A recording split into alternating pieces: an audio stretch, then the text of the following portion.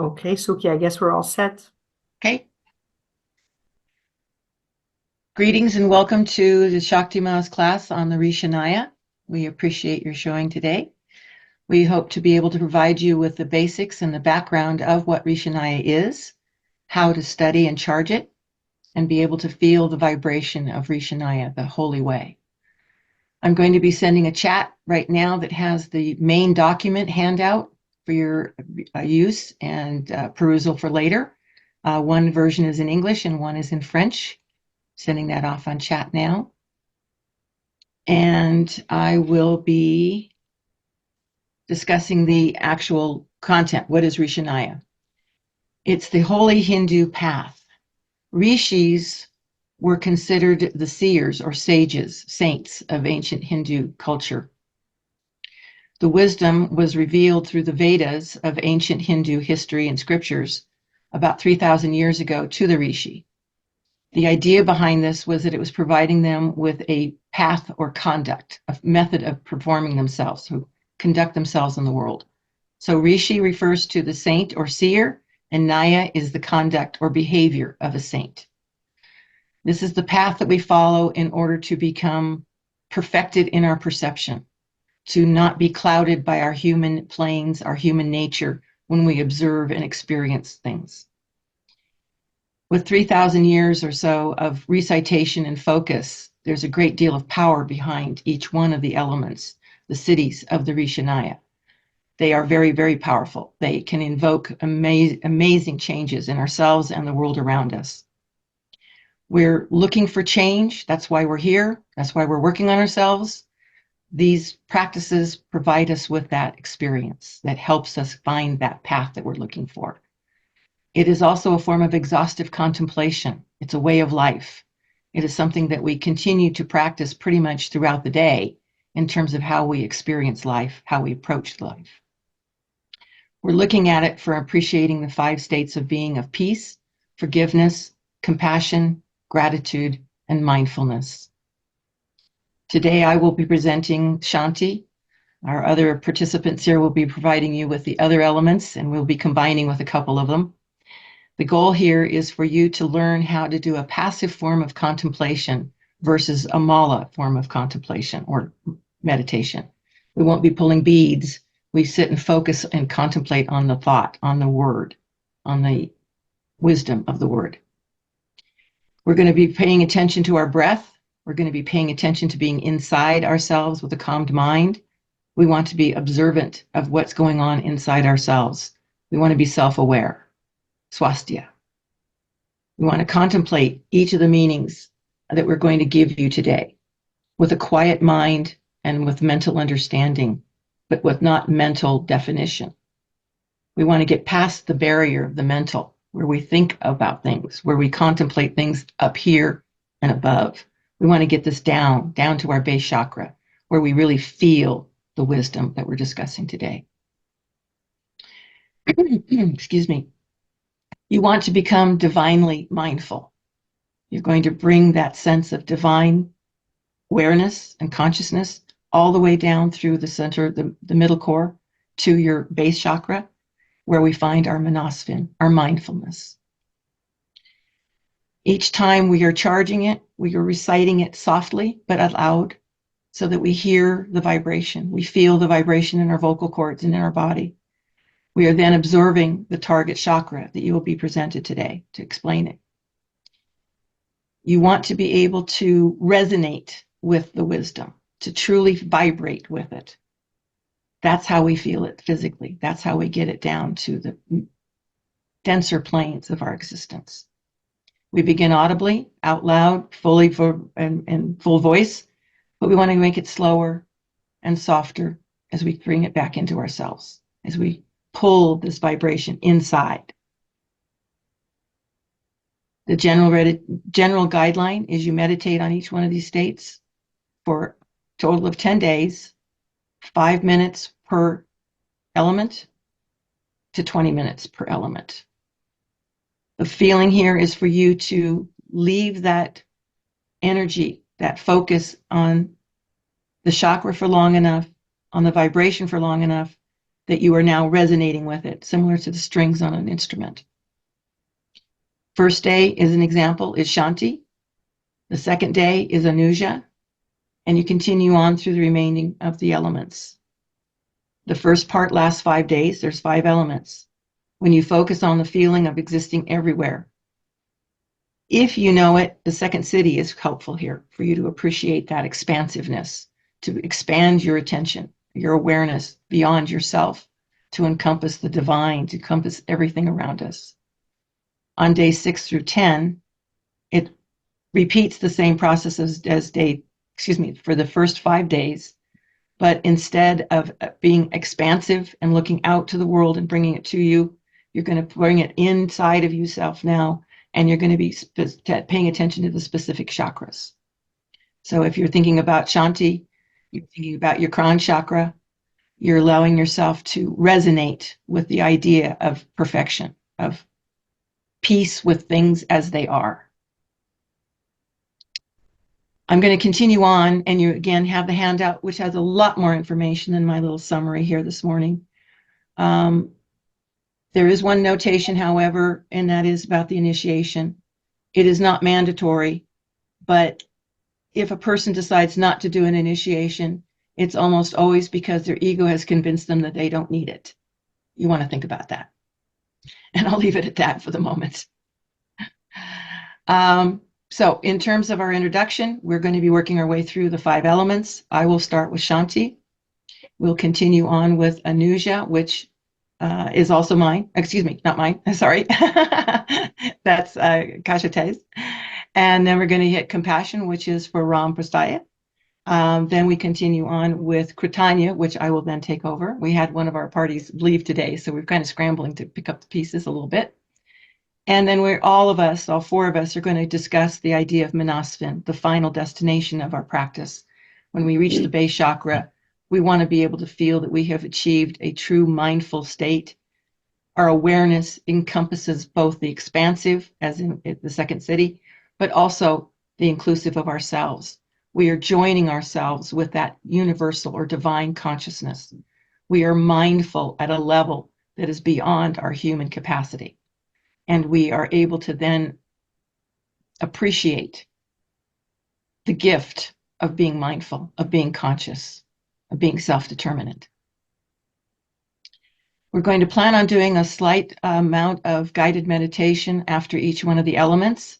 It's not intended to be a full course, but to hopefully give you a taste of each of the elements. So continuing on, I'm going to take just a moment here and collect my other notes that I need. Suki, if I may just intervene. For those who cannot see the translation, I'm just going to say it in French.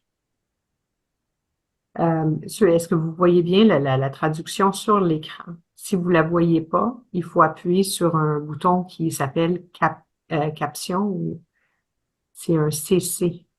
Est-ce que vous le voyez à l'écran? C'est bon? Pour tous? Excellent. Okay, so we're up to speed, Suki. Thank you. Okay. Continuing on, we're going to kind of discuss the first element of Rshinaya, which is Shanti. Shanti's definition from the Sanskrit dictionary is peace.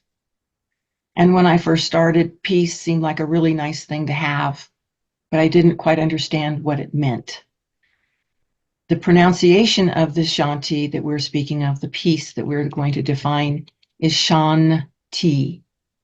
When we break it down into its Sanskrit components, the sh is transformation. Anti is presence of higher thought in the tangible world. It's being divinely conscious while still being in a human meat suit. It's allowing us to make the connection to our divine nature, our divine source, and appreciate things not from our, gee, it would really be nice to have a new car, or gosh, if I could just get a good man in my life. It's the kind of peace that comes from accepting exactly where we are, why we are, how we are, why the world is the way it is. That's a tough one to grab sometimes.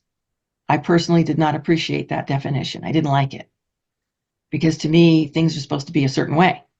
And until they're that way, I can't have peace. That's the definition of suffering. So instead, we want to approach it from the point of view of transforming our view, transforming our expectations, and allowing ourselves to achieve a higher level of thought with regard to the world. We're not attached to the elements of the world. We're aware of the elements of the world. We observe them. Another way of looking at the definition is to take shan instead of sh. Shan is to manifest. Ti by itself is perfection, or the world as it is, which sounds like a contradiction. How can the world as it is be perfect? And yet it is. When we look at it from the divine energy, from our divine nature, we can better appreciate that everything is perfect just the way it is. It's about incarnating peace, or bringing that divine consciousness into our lower planes of existence, to our awareness, where we can taste it, we can feel it. It's about it's about accepting existing peace, just what it is, without needing to change anything. So if you're observing something and feel you're in peace, and yet that flower over there could be a different color, or that person could be wearing a different suit, we aren't in complete acceptance. We still want to make something. We want to adjust it. We want to affect it. We can't affect something until we've accepted it. It's an appreciation for the manifest world with divine intention. We're looking at the world just as it is, not trying to change it, not trying to make it different, make it better. It just is what it is. Divinity doesn't have a preference or attachments on how the world should be. It embraces everything just as it is, full and complete acceptance. Divine consciousness exists in pure nature. It doesn't have even a concept of good and evil. So when we fall back on something and say, oh, that's an evil thing, it needs to be changed, it needs to be adjusted, it needs to be fixed, it needs to be stopped, we're still trying to invoke our idea of how peace or perfection should appear to us. We can't fix something if we can't accept it first. I think every one of us has had an experience of that, where we thought we could fix something and we discovered that we didn't understand it well enough. We may or may not have made the situation worse, but we certainly didn't do as good a job as we'd hoped to, because we had a preference, we had an expectation of how things were supposed to work out. Shanti doesn't carry those things with it. Things happen, changes occur. That's what happens in this world. There is no static. We cannot hold our breath and expect everything to stay still. For the universe and for the divinity, for divine, it doesn't matter that things change, that things adjust. There is no identification or expectation that it has to be a certain way. It's just matter in the universe changing. No need for drama. Things just are.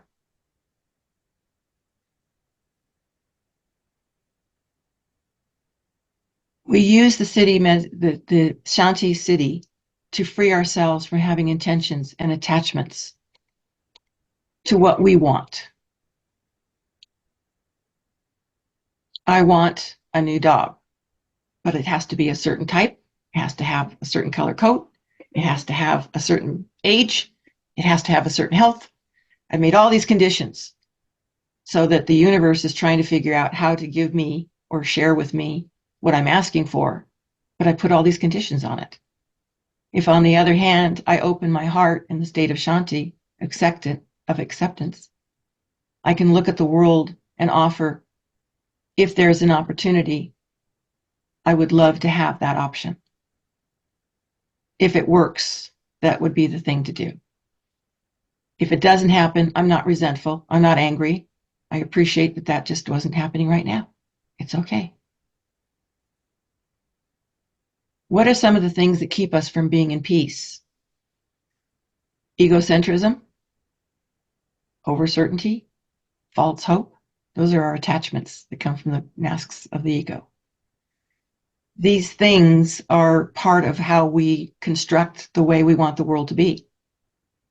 I've decided that this should be this way. I want 4 pictures all in a row, evenly spaced. That's the way they're supposed to be. If they're not that way, I'm going to suffer because they're not that way.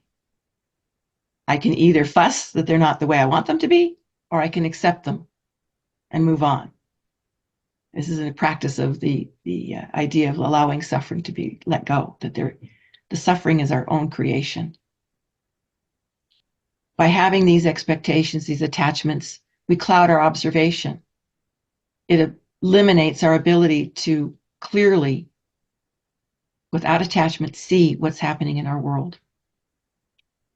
These types of attachments create intentions that are based on our human preferences and expectations, not based on or accepting the idea of divine intention, the idea of accepting what is just as it is. So instead of being in a state of peace or Shanti, we walk around being unwilling to accept things the way they are. We walk around in judgment. We walk around in resistance because it isn't the way I want it. We even rely on concepts such as good and evil. I've encountered some people who said, but that's wrong. That's evil. It's bad. And until the person can stop having these judgments on the concept or the experience, they're bound by those definitions. And they cannot see past it to see that the thing they felt was wrong had a reason to be, or the person who was bad had a reason for being bad. It's a form of holding ourselves in our 4 lower planes and keeping us from being able to fully embrace our divine nature. To fully embrace that meaning of Shanti, we have to drop our defense mechanisms and our excuses. We have to let go of our preferences and our expectations. I would really, really, really like a blue Cadillac for a car. I really want that. But somebody's giving me a little Pinto, a little commuter car that's going to get me where I need to go and let me get my job and take care of my errands. Am I really going to reject this thing that doesn't represent what I want, but gets me what I need? Or am I going to hold my breath until I get what I want? There's our suffering again. So take a look at yourself. Take a look at those places where you find yourself going, at the response to an action, event, a person, a thing, and look at that. Look at why you rejected, why you reacted, why you've pulled back from that experience. In almost every case, it's going to be you had a preference for something different, and you're disappointed. Disappointment breeds us back to our hatred. So peace can mean the absence of conflict, judgment, and resistance, but its deeper meaning is to be in complete acceptance of what is acceptance. You want to breathe in the peace and let go of expectations and attachments on your exhale. There is no fighting in Shanti. There is no resistance in Shanti. Shanti gives us the opportunity to not take it personal. Something happens and you're offended. Was it really to you? Was it really an offense to you or to what you prefer, to what you expected to have happen? You don't want to use the idea of Shanti to close your eyes, close your ears, not see, hear, or speak anything. You want to use it to help you appreciate what is versus what we prefer. We want to use prudent practice to reflect the presence of a higher form of thought that allows us to transform our world. The big trick here is as we change ourselves with practices like Rshinaya, we also change the world around us. We give others an example of a different way to deal with life. Shanti means so much more than just being calm or at peace. It also means being able to be perfect in an imperfect world because you've accepted it as being perfect. It's all the way it's supposed to be. Once we have accepted what is, then we can make decisions and choices clearly, confidently, with enough awareness, enough mindfulness to act for the situation as needed, not as we would want it to be. We can't force our expectations on situations. That's our form of suffering again. One place to look at is your pride. Each one of us has something we think we're very good at or that we have accomplished that we're very proud of. But does that represent your true nature as a divine entity that has created something? Or is that a reflection of your human ego that has an attachment, has ownership, possession of what you're proud of? Gives you a place to take a look. You can see how pride can prevent peace. It can show you where you find your conflict, where you want it one way, but it's another way from what you want. You can look at why you're reluctant to let go of those things that you want, your preferences, your expectations. Why are you so attached to them? Shanti gives you the opportunity to look at them from outside instead of from inside, and then bring it back inside of yourself, changed, morphed, transformed into a state of acceptance. I'd like you to close your eyes for just a moment. Take a deep breath and then take a second one. I want you to think in terms of the word Shanti. I'm going to intervene. On va faire, pour les francophones, on va faire une méditation guidée. On va prendre une grande inspiration et on va expirer profondément. Fermer les yeux et réciter le mot Shanti. As you breathe out with the recitation of Shanti, Shanti. Comme vous expirez avec la récitation de Shanti, donc Shanti. Feel your breath exhale your expectations and preferences. Ressentez votre respiration, expirez vos préférences et vos attachements. As you inhale again for another recitation of Shanti, et comme vous inspirez pour une autre récitation de Shanti, breathe in the feeling of being divine, of being connected to the divine source. inspirez le ressenti d'être divin, d'être connecté à une source divine. Feel the divine vibration of complete acceptance of everything just as it is. Ressentez la vibration divine de l'acceptation complète des choses comme elles le sont. It doesn't mean something cannot be improved on or facilitated or helped.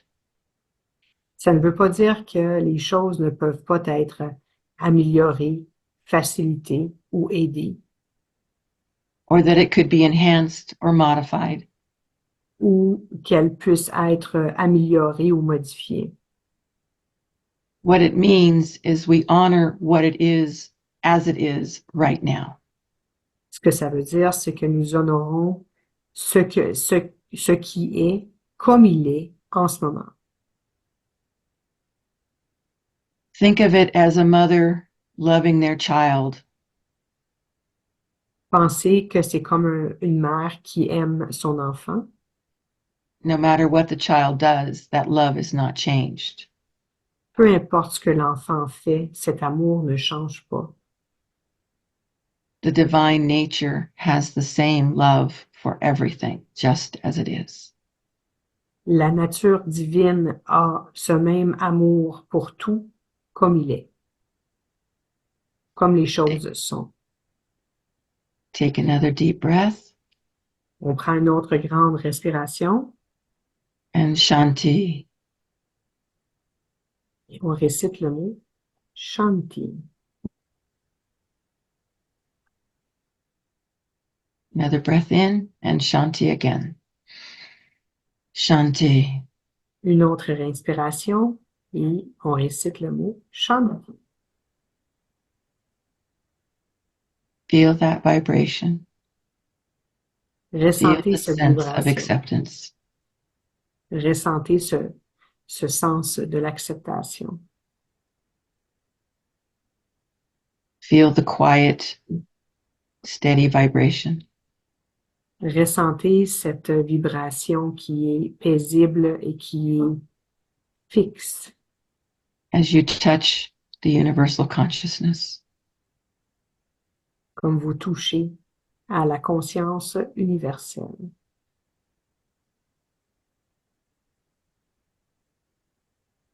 When you're ready, take a breath and come back.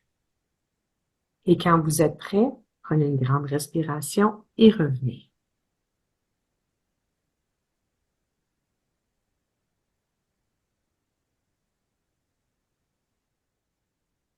All right. As you stay conscious of yourself, let's move towards the state of forgiveness, this virtue, this supernatural state where we exist in. Forgiveness is not an action, it's a way of being, constant, unmoved. Anuja, which we pronounce Anuja. We focus a little bit more accent on the U, which we pronounce U. Anu being presence of clear experience. It's the refined state. And Ja is the knowledge. How the mind does something. So Anuja is actually a celebration of the perfection of God. We never did anything wrong. No one never did anything wrong. There's never been any offenses. An offense does just not exist. Everything is perfect. So forgiveness, it's about knowledge. It's about an objective understanding. And when we look at it from the perspective of the primordial element, which is heaven, it's related to the throat chakra. And the throat is also related to the wisdom. So what we expressed is always an experience. And in every experience, there's always wisdom. That's the goal, to find the wisdom through the experience. So to know is to forgive, not know with our mental plane, but really when we are in an experience, we go, oh, I got it, right? It's this wisdom through the experience. And so to know and to forgive, it's the same thing. So it starts by that feeling that I want to do my best. And when I don't, I just didn't know better. And when we start by acknowledging that, we can understand that others also are trying to do their best. And when they're not, they didn't know better. I always say that life is a lab of R&D, is an R&D lab. So life is throwing at us experience so we can grasp the wisdom. And we try things and it gives results. And so we're always trying, everybody tries to do their best. But we're not, necessarily, we don't know necessarily better until we really grasp a wisdom. So it's an acceptance of our humanity. When we are at peace with something, we are in this acceptance, like it was said. So there's an acknowledgement of this suffering, right? When we do not better, it's actually ignorance. It's incompetence. Life is that R&D lab so we can grow and expand and evolve. And so we are willing, we need to be willing actually to see and hear the truth of who and what we need, what is needed to be forgiven. And we need to release that from the depth of our own heart. So forgiveness is actually a way to rise our vibration by shedding old energies that drain us and prevents us from having all our power available to us. It's a chance actually to free ourselves from suffering and empower ourselves. So it's not about justice. Forgiveness is to stop suffering, about what you did or about what somebody did, so we can mourn, let go, detach what we have lost in the process. Because anger is actually a punishment, but not to the other. It's actually a punishment to ourselves. When I am angry at the other doesn't suffer. I'm the one suffering. I'm the one who lost my peace. So you're the one who is suffering this anger. And it's hard to forgive, of course, because what? Pride comes in the way, right? Our ego pride, you don't think, maybe you don't necessarily think about it, but it's in the background there, right? How dare this person did this to me? And you can't forgive them because you're stuck there. Maybe they kill your brother. Maybe they destroy your property. Maybe they stole something from you. Maybe they abandoned you, or you felt abandoned, right? So the first blockage, how dare did you do, or have you done this to me? It's my pride that is hurt. In addition to what you broke, what you stole, there is many layers. So it is difficult to forget. So when we are actually supporting the suffering instead of releasing it, and we do that by maintaining ourselves in denials, right? Fear, shame, pride, part of the 21 masks of the ego. It prevents us from being into that state of forgiveness. It maintains ourselves in unforgiveness and all the emotional charge that is there. Fear in our body. Why fear? Because fear wants to prevent us from suffering at all costs. And it's also, we don't want to understand. So your best friend to survive in survival mode is forgiveness. Because fear keeps us away from ourselves. Because you don't look at yourself, because it hurts too much. And so we want to prevent ourselves to suffer. And shame in the heart, because it's about making sure that no one will know, making sure that you will not know the truth, making sure that you don't want to forgive. You hide, and so no one will know really, right? And then pride comes in our head, right, mentally, and it's like we want to make sure that we don't want to know ourselves, right? We will not admit what happened here. We will not see our own experience. We will never look at ourselves. We will never, we will make sure to always be at our best and never really see the truth. So all these three denials, keeps us in anger, and we want a revenge, and so forgiveness is about getting that feeling of revenge and anger out of my heart that we have towards other. But then you realize that the reflection of your own anger and hatreds towards others is actually just a reflection of your own anger and hatreds towards yourself. I remember saying, it's so hard for me to forgive somebody about something, until I realized that I never forgave myself, not for the situation or the event, but for the same experience that I may have done myself, even though unintentionally, we do our best, right? So we need to, I forgive you for what you didn't know. That when you were hurting me, you were actually hurting yourself. We forget that piece, right? I forgive also myself for what I didn't know. By hurting you, I was actually hurting myself. So we forgive them for what they didn't know, that they do.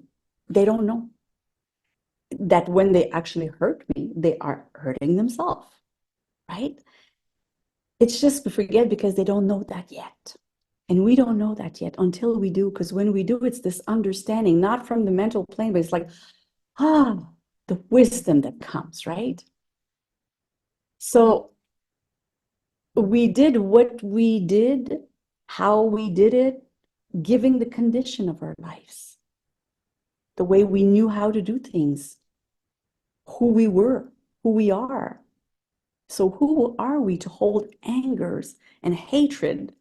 Well, actually, we all in this life together trying to, in this R&D lab of love, basically trying to ultimately finding love, right? So getting rid of this poison that keeps running through our veins and through our heart, right? We're not getting rid of the bite of the snake that kills, but we get rid of the venom that runs through our blood long after the bites, right? And it's not the other person that gets more and more poisoned, it's ourselves. So let's take a deep breath in that, because it's not easy necessarily to admit that, right? Let's just take a deep breath and just release this understanding of the wisdom. Because ultimately, forgiveness, it's about how we deal with oneness. Like, what does it have to do, oneness, with forgiveness, right? It's understanding that stop separating what the soul experiences, what the soul wants to experience, from the human experience. So you actually become one. It's the unification of the human and the soul together. It's not separate. Of course, we have this belief, as long as we are human, we feel separate. It's just an illusion. Actually, dissolving the illusion of separation is a long process, but accepting that it is flowing, there's a continuous understanding. And so we make it become like an ever open bridge or channel, right? A channel, a bridge constantly flowing. And so we can actually be in the flow and we can understand without defending. Imagine a stream of consciousness flowing from top to bottom, right? So to forgive, it's an experience of going back to unity through this unification from your head and your body. Can't hate him or her. I'm just like that too. We all everything, right? We are everything except this or that, right? Because inside and outside, we know it's the same. So we actually forgive for the separation. So forgiveness is oneness, which it's an understanding. We forgive the separation. And so we can actually send love where anger is. I send love to you. And I also send love to myself. Because it's important to forgive others, and it gives you clear, mirror of maybe the forgiveness that you need to do inside of yourself. So we forgive ourselves for being human and needing to learn and grow just like everybody else. We don't have to be perfect. It's the perfection, it's perfect. Like we said, it's a celebration of God's perfection. Okay.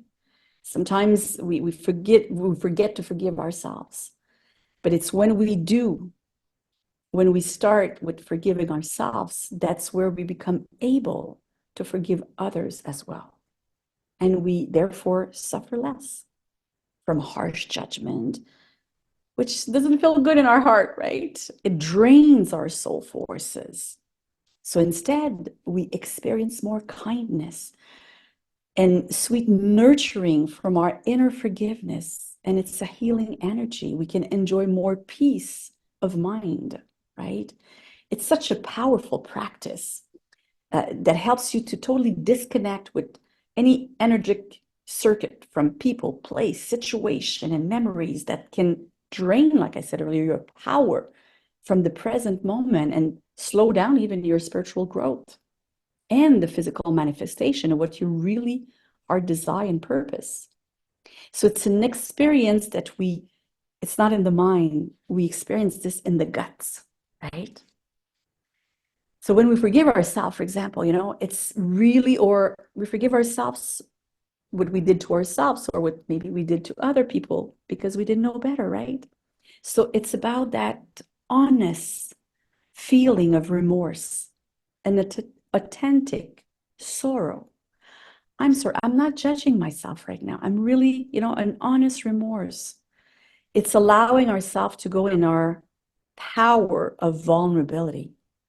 It's very strong to go there. It's a strength, it's not a weakness. It's to do that with sincerity and wisdom. So know that doesn't mean that you're going to permit other people to, for future abuse. No, no, no, no, no.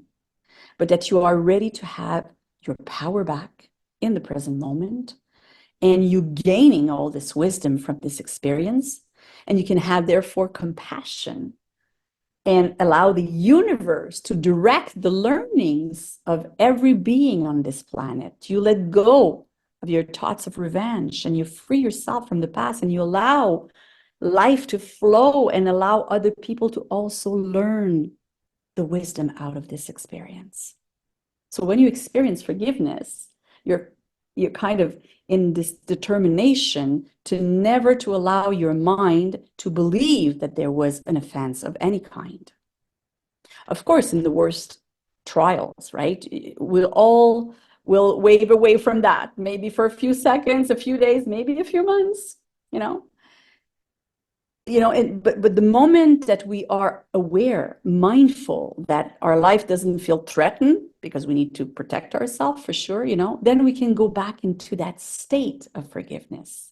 And we can actually smile with compassion to the ones who believe that they have hurt us as well, right? Sometimes, you think that oh yeah, I've done forgiveness, I've did it a few times.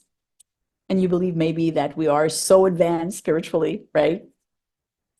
But as long as we do believe that we have a worth, right? The ego, right? Your ego will allow it and will allow you to be affected, which will require you to, maybe momentarily you go into forgiveness, but it's not a real forgiveness, right? And you're just going to hide maybe just a lie where you're just holding back on your anger right there in the back, that you're going to repress yourself in a state of control of your need of vengeance. Yeah, I've let go. You don't feel it sometimes, right? So, of course, we all go through, I said it, R&D lab, right? So these training steps are essential. So let's do it. Let's allow ourselves to forgive moment after moment until you know how to exist in that state of forgiveness. So this is something we need to cultivate. And so Anusha is helping us to cultivate that state. So I invite you to go back inside, right? Take a deep breath and allow yourself to inhabit your body fully, present here, now, in your body. And allow yourself to feel the experience, this state of being of forgiveness. And you can pay attention to your throat chakra. Alors, je vais vous inviter à aller ressentir cet état de pardon. On va prendre une inspiration profonde.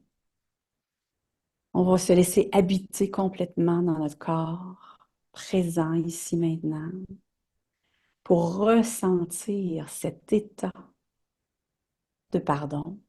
Et porter attention au niveau de la gorge. Et répéter le bija Anusha. Anusha. And you observe the state of being inhabiting you fully everywhere. You feel the state. Vous ressentez l'état de pardon. Anusha. À la gorge. Hein, on porte attention au chakra de la gorge. In your throat chakra. And you inhale Anuja. And you let your throat and expanding everywhere in your body and expanding, feeling, tasting the flavor of this energy, of this state of being, vibrating in your body, expanding. Anuja.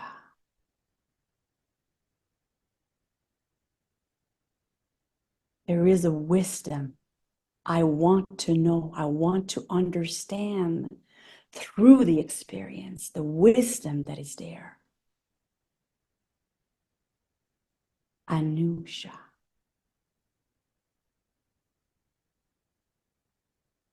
Feel it. Have the conscious desire to embody that state of forgiveness. Permettez-vous de ressentir l'énergie du pardon, de cet état d'être qui vibre en vous, qui irradie de votre corps. Inspirez dans la gorge, Anuja, et laissez cet état d'être vous habiter complètement. Ce désir profond de vouloir comprendre à travers l'expérience et de découvrir la sagesse de cette expérience qui nous mène de plus en plus vers l'unité et l'amour. Feel this state of being through this acknowledgement, understanding, grasping the wisdom that it's basically bring us even closer and closer to love and unity.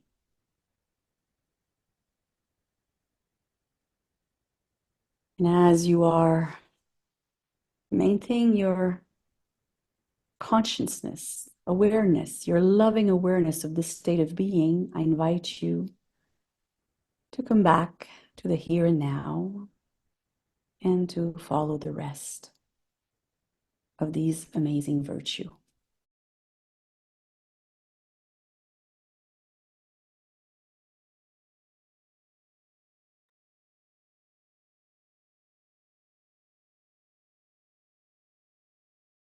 So if you are back, the next siddhi is the siddhi of compassion. In Sanskrit, it is said karuna.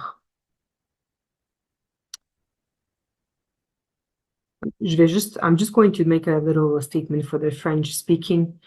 Pour ceux et celles pour les francophones, en fait, je vais vous envoyer le texte. Je vais vous envoyer le texte comme il va, comme je vais le faire, là, parce que je ne vais pas traduire en même temps. Alors, je vais parler en anglais, mais je vais vous envoyer le texte en français de ce que je vais dire.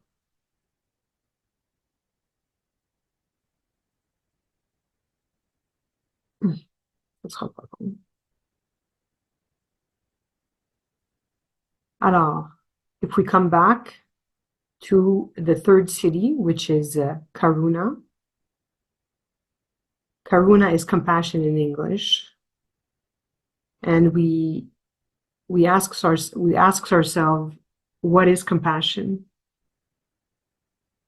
So there are many definitions, and I'm going to give you some definitions that are mainly dictionary definitions or definitions that were taken from books. And in Buddhism, compassion can be defined as the wish for others to be free from suffering and the causes of suffering. It's based on appreciating others' feelings, especially when we've gone through the same ordeal. In the Webster Dictionary, It is the sympathetic consciousness of others, the stress together with the desire to alleviate it.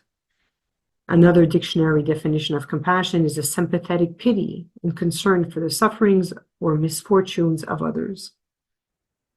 The dictionaries relate to compassion towards the other. However, in the Rshinaya process, we use this compassion for ourselves. So as we said before, the Sanskrit word for compassion is karuna. In the teachings of Mahavajra, karuna means the following. So if we take ka is what is provoked. Ru is a powerful experience. And na means that. So basically, in other words, it's to live the experience. It's to stay objective in front of the experience. In other words, to stay objective in front of everything that happens. It's a courageous attitude. It's to accept what you are living and to see what is the best possible solution or the best possible attitude if there is no solution. So in this sequence in the Rshinaya, after forgiveness comes compassion.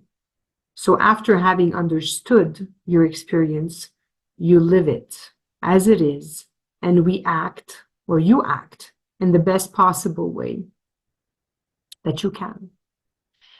Thich Nhat Hanh refers to compassion as being a verb, because there is this action of being or acting in the best possible way.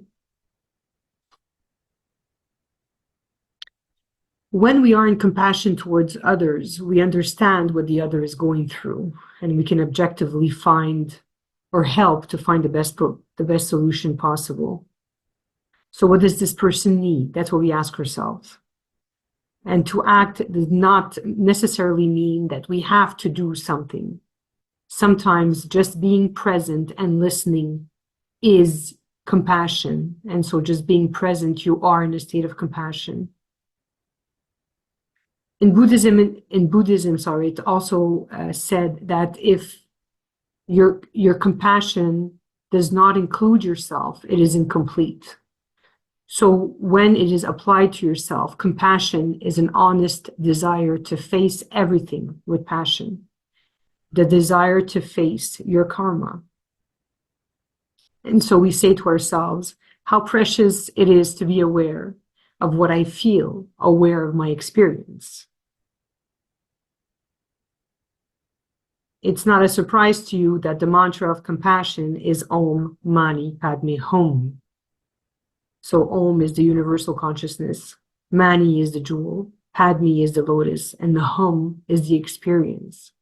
So basically, being the jewel, that being the jewel, the treasure, or finding the treasure, and being the lotus, half in the mud and half outside towards the sun, and living this experience. So how do you apply it to yourself? How do you apply consciousness to yourself? First of all, you must stay objective. You are honest with yourself. Who are you? We all have our own personalities. We are all our own person. You have somehow to be honest with yourself and come back to who you are. Who do you choose to be? You do not need to change yourself. You know already who you are. I find that it's unjust when you are pushed or being convinced that you are not who you think you are. You are you. You start from there. That's your foundation. That's your basis. You look at the facts. You step back and you observe. And you observe yourself. You're being the observer. You, from the expression, you can't see the forest from the trees. So if you're inside, you cannot see. If you're observing from the outside, then you have a much better view. So you go higher and you step away from the situation. A good teacher once taught me that while meditating, to try and being conscious and bring the consciousness outside of the body instead of just remaining it inside of the body. So you're the outsider looking in, like watching a movie. And then you feel what's happening. The home itself is felt in the tummy. That's where your experience is felt. That's where your home is. You listen to your body. Where do you feel is wrong? Do you have a twitch somewhere? Do you have somewhere that is aching? Do you have somewhere that you need to scratch? Do you have an ache? What is it? Where is it? What is it trying to tell you? And then compassion is felt through the heart chakra. So you go towards your heart. They say that you can feel, understand, and see compassion from the heart chakra. Why? Why is that? Why can't I just try to understand it? Because compassion and the heart chakra has its own language. Your mind language is different from your heart language. Imagine something you love, and you love from the heart. So if you imagine something you love, something that is outside of you, like a pet, a plant, a person, a child. And if you look at that person or the pet or the child, and you can imagine them being abandoned. Imagine them not having what they need. Immediately, if you concentrate yourself on your heart, you feel that love inside. There are no words to understand this. It's a feeling of love, basically. It's all. So the compassion, when you bring it to yourself, is to understand who you are and understand what you went through in order to apply it to yourself. That's being compassionate towards yourself. After the forgiveness, you are compassionate towards yourself. You understand what you went through. If we continue in the meditation or in the contemplation of the compassion, you visualize either a color. If you want to visualize a color, there's the green color for the heart chakra. And also for those of you who did the yuan or practiced the yuan, it's the letter O. Once you do the letter O, you vibrate your heart chakra. And you feel that difference between what you want and what you need when you do the practice. And what you want seldom identifies with who you are. And it's what you need that identifies with who you are. There's a certain feeling of trust here. You have to trust yourself when you're in compassion. You trust yourself, you trust who you are. And if you need help, then you refer to a good support system. And if I may, maybe do some promotion for other classes or other teachings, we've had the chance of having Achala Aruna Raja teach us on the meditation. And in his teachings, there was a reference to a good support system. So when you have a good support system that you trust, and when you trust yourself, you can be and meditate on your heart chakra. You can be in compassion towards yourself. And once you're in compassion towards yourself, then you can be in compassion towards others.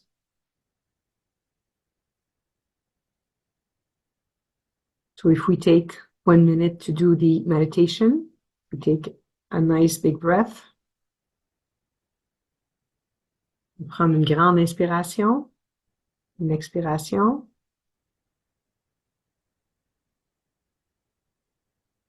On va aller à l'intérieur, on va aller ressentir ce qui se passe à l'intérieur de notre corps. We will go inside and we're going to go feel what we have inside, how the body is reacting. And we're going to go straight to the heart chakra. Et nous allons aller directement au chakra du cœur.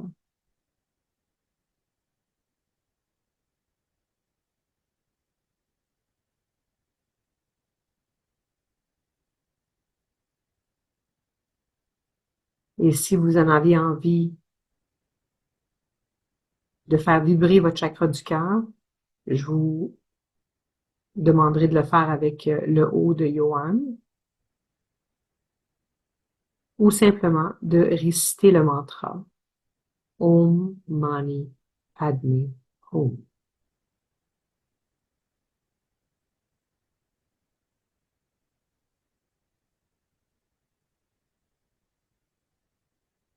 Avec respect, ici, il n'y a pas de langage. Il faut écouter le chakra du cœur. Il faut écouter le langage du cœur. Donc, ça se fait en silence.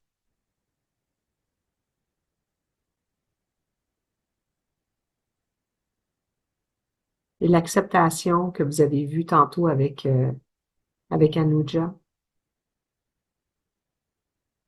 vous la comprenez avec la compassion. What I was saying in French is that here, if you want to vibrate the heart chakra, you can either do the recitation of the O of the Yuan, or recite the mantra Om Mani Padme Hum. In my view, this section here does not require any language. It requires some silence. After having done the forgiveness with Anuja and understanding, now you understand yourself. You understand what your heart is telling you in silence.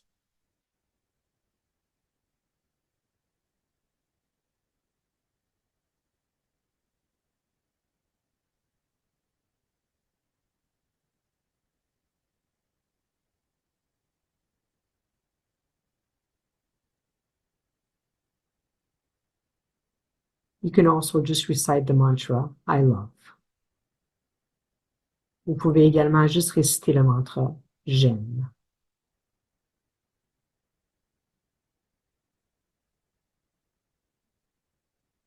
Et quand vous serez prêt, prenez une grande inspiration. And when you're ready, you take a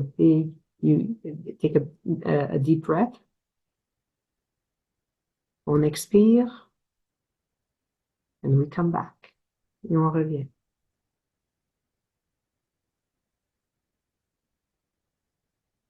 Et si vous êtes capable, and if you're able to, stay conscious of what the practices that you saw.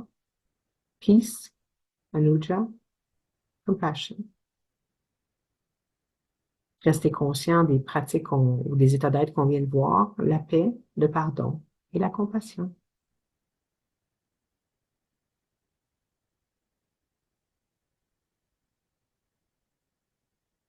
When you're ready, you can open your eyes. Et quand vous êtes prêt, vous pouvez ouvrir les yeux pour passer au prochain état d'être.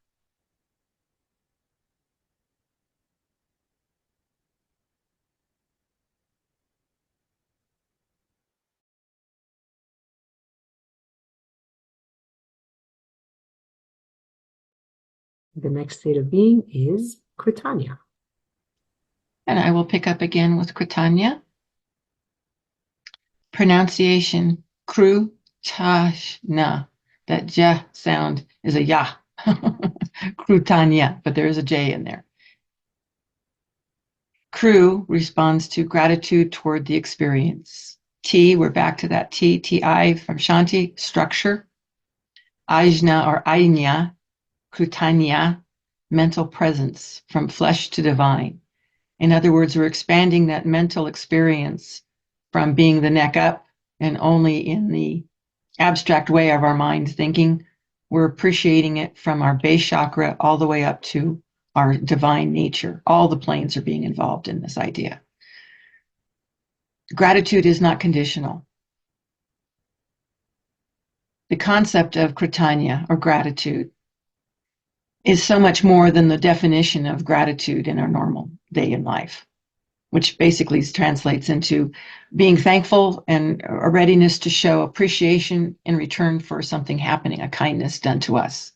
We are grateful for something. We have an object that we're looking at and saying, I'm grateful for that.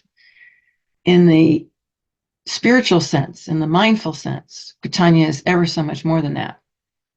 It is an attachment and a connection to our divine nature, our divine self, that allows us to feel appreciation in every cell, an appreciation for every breath, an appreciation for being alive, being conscious. Our goal here is not to look for things to say, oh, I'm grateful for having a home, or I'm grateful for having this person in my life. Those are forms of gratitude, but they are not the form of Kritanya. Kritanya isn't about stuff or achievements or accomplishments. It's not about mental or emotional, material things. Kritanya is the absence of greed and the presence of Shanti. It is an expression of that we are grateful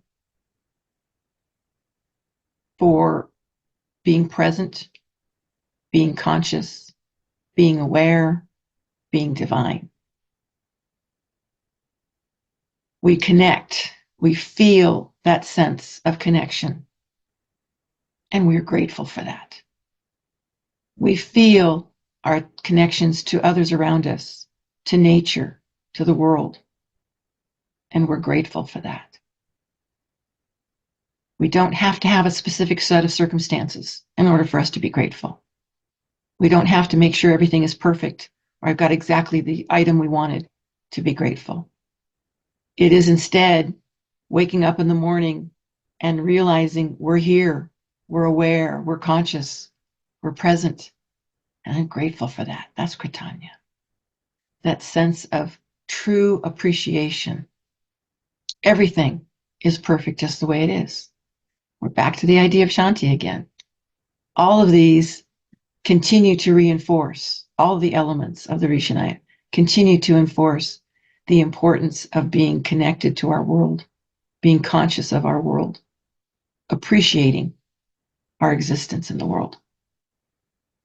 Gratitude doesn't mean we have to fix anything. In our state of Kritanya, we feel grateful for everything around us, and we feel it in our solar plexus, as we were referring earlier, our belly. This is where we hold our dantian, our energy. It's where we hold a lot of our emotions. We frequently feel things in our stomach.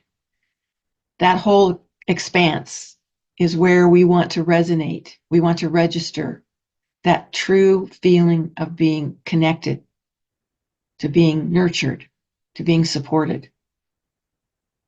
And we're grateful for that. We're really glad to have that. The deeper meaning of Kritanya, as you study it, as you practice, it provokes a change in your mental structure. It changes us from having the grasping desire of human nature, the feeling of need, even the feeling of missing out on something, the idea that I can't afford that, it's not available to me, all these sense of missing out on something, of not being able to get something we want. That all disappears, that all fades away, because we become focused on what we do have, on our willingness to be connected to our divine source, on feeling the sense of having Shakti support us, knowing we are connected to something ever so much bigger than just our little body that we walk around in, or our family that we're related to. We want to feel that deep, visceral solar plexus feeling that resonates and radiates out throughout the rest of us, that shares with us the idea that I am so Kritanya to be here, to be alive, to experience what I'm experiencing, no matter what that is. I'm damn, there's an expression with the precision flight crews that fly the airplanes and acrobats and stuff. And one of their comments is to say, I'm damn glad to be here. Even if everything's gone to heck in a handbasket, they are really glad to be right where they are. And that is kind of the enthusiasm. I'm really glad to be here. I have Kritanya for being here. We want to be able to express that on a daily basis, moment by moment. even in the moment of discontent or chaos, that we can still take a deep breath inside and feel the gratitude that I've been given this opportunity to share this experience, to have this experience, to gain from it. It changes the way we approach life. Instead of like, oh God, here comes another problem. Oh shoot, that person. Instead, we embrace it. We look forward to something coming into our life and giving us the opportunity to feel Kritanya again. So in that chosen state of Kritanya, I'm going to ask you to also close your eyes again and see if you can touch that feeling of pure gratitude. Use a previous experience in your own life, something where you were given something you really, really wanted, a super good bicycle. Take that feeling of, wow, that's neat. I'm so grateful. But expand it and allow yourself to feel that sense of gratitude from your crown chakra to your base chakra and back again. The knowledge, the unshakable faith that you are connected to the divine and you have been given this special research project to learn more about yourself, to learn more about the world around you. Feel Kritanya. Feel the sense of gratitude for being here. There doesn't need to be any more definition that I'm very, very glad to be here. Thank you for this life. Thank you for this experience. Thank you for the opportunity to grow and become all that I can be. Thank you, Kritanya.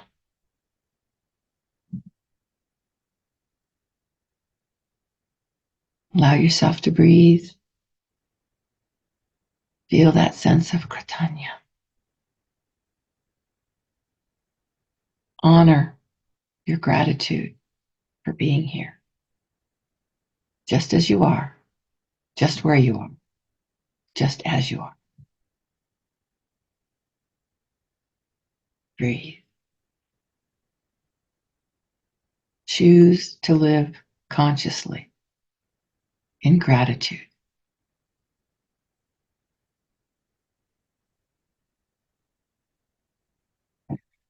All right, when you're ready, take another deep breath and come back.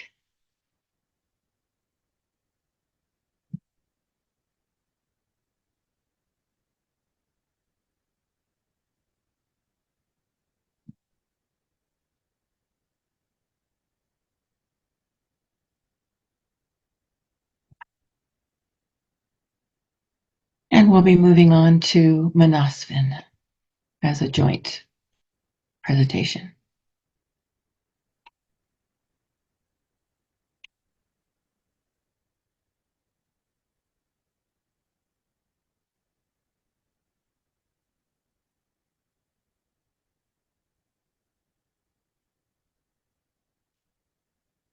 As a side note, we'll be taking questions and answers at the end of the class. We did have a written question come in. I've made a note of it, and we'll answer it when we get done with the presentation.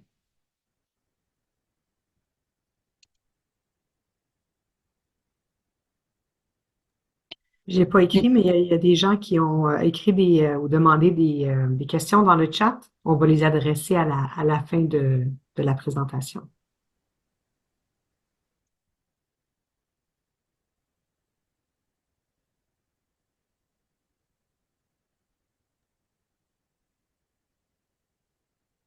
Would you like me to begin with my Manasvin definition? Sure, if you want to. Yeah, be my guest.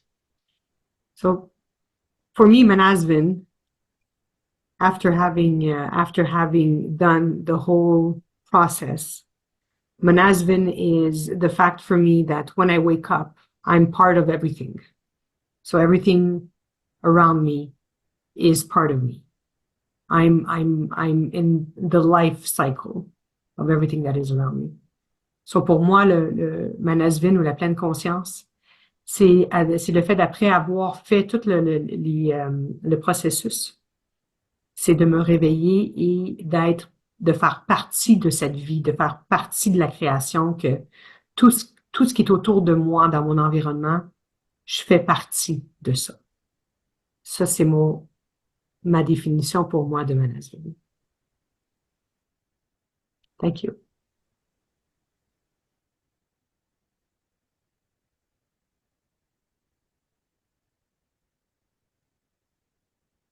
I'll offer my definition of Manasvan.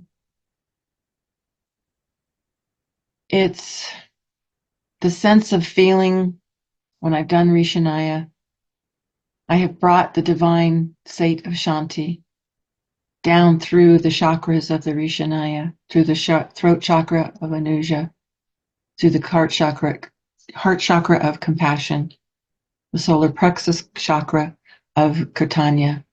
I'm now the base chakra, the bottom of my channel of energy.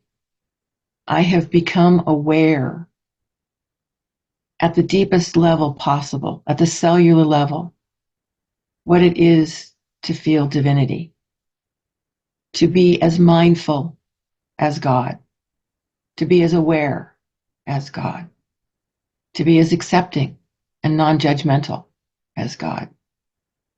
It allows us to touch the idea of divine intention, to connect with our divinity without an attachment, a preference, or an expectation of what should be. We're fully embracing our consciousness. We're resonating with that consciousness through the entire core. It's kind of like being able to sing hallelujah. There's just that beautiful resonance of knowing at our cellular level, the deepest part of our core, how divine we are. And what a gift that is for ourselves and for us to share with others. That's the Manasvan, the base chakra, the concept of divine intention, the mindfulness, the awareness, the consciousness that allows us to fully be.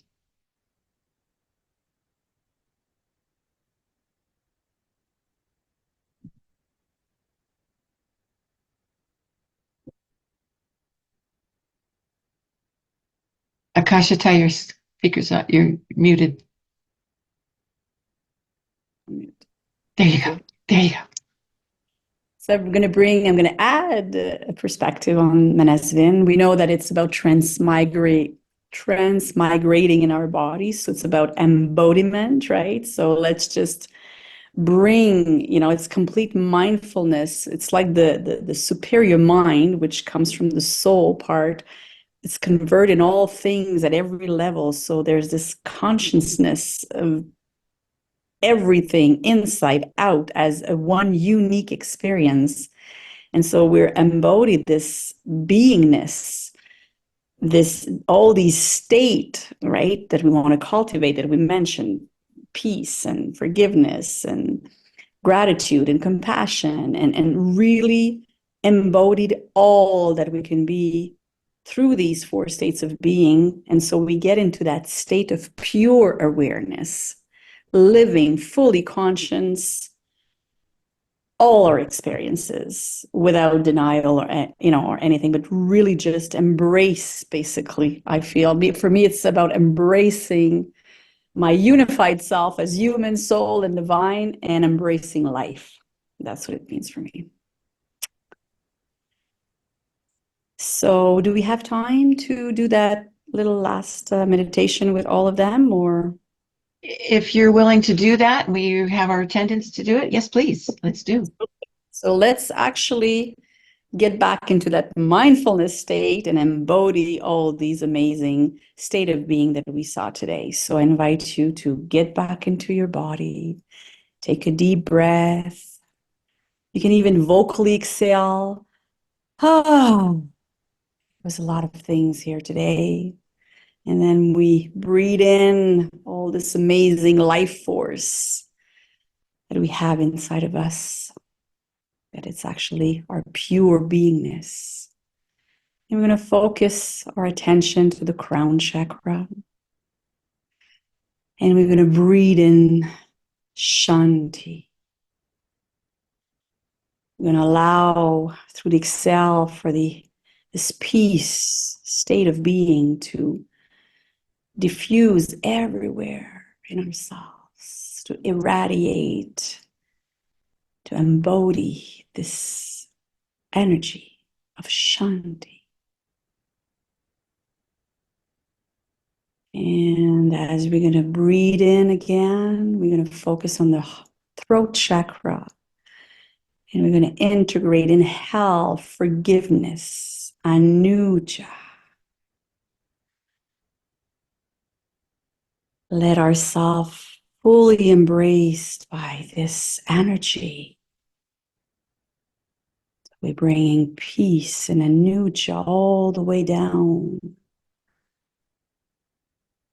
And radiate these state of being in every cells of our body.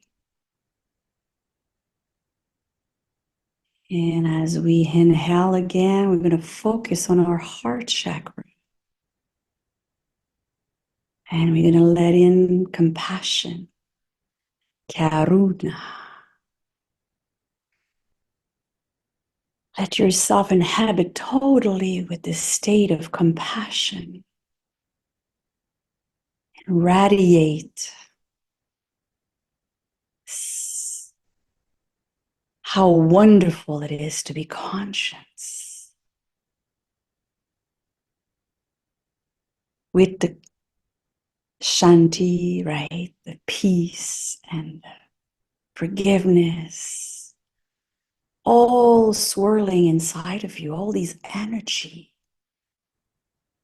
expanding in your body, radiating through your body, in every pieces of your being. And we got it breathing in our belly, Manasvin. Full embodiment right here, right now.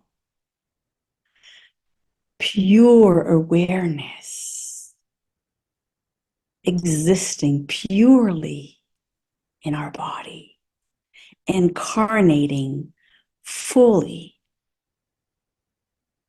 our divine essence, our divine legacy, allowing all these amazing state of being to inhabit us so we can live fully grasping the wisdom of this life experience, so we can discover ultimately love.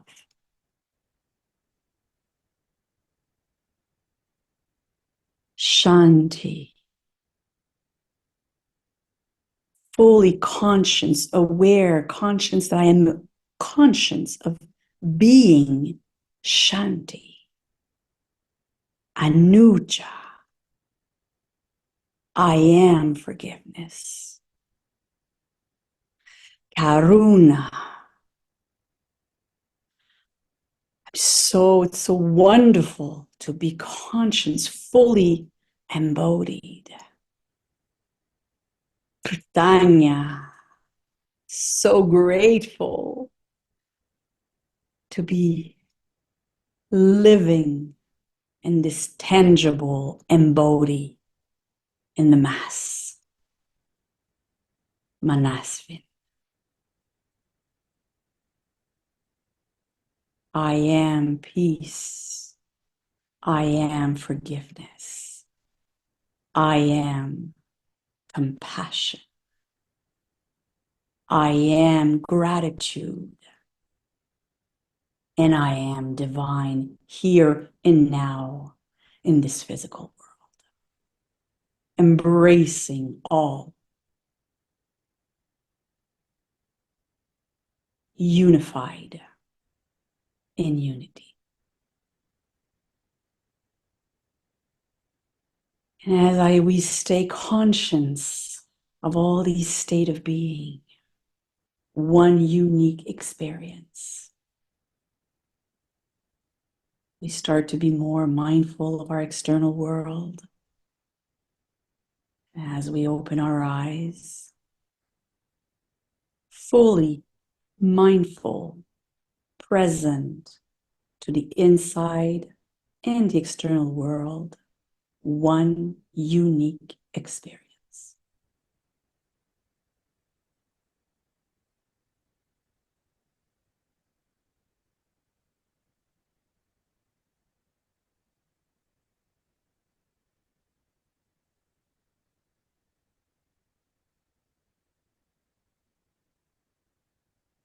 Hmm.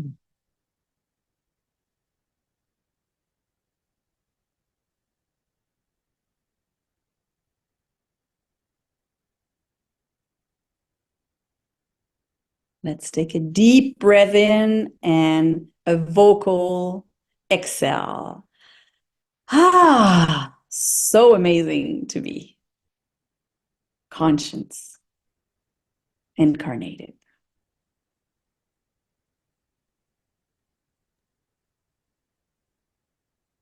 Beautifully done. Thank you, Akashate. Thank you. That concludes the class portion of today. I believe we're going to terminate the recording at this time and open to questions. Won't be long. I'm just going to stop the recording and say thank you.